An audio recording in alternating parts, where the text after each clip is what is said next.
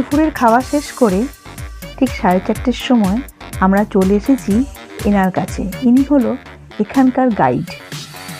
ইনি এই রাজবাড়ির সম্বন্ধে অনেক কিছু জানেন।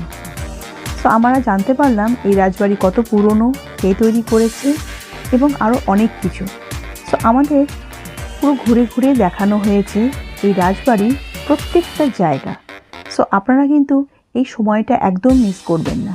ঠিক বিকেল 4:30-র সময় ইনি পুরো রাজবাড়িটাকে ঘুরে দেখাবে। তো আপনারা চলুন আজকে আমার ক্যামেরার থ্রু দিয়ে এই রাজবাড়িটা পুরোটা দেখবেন।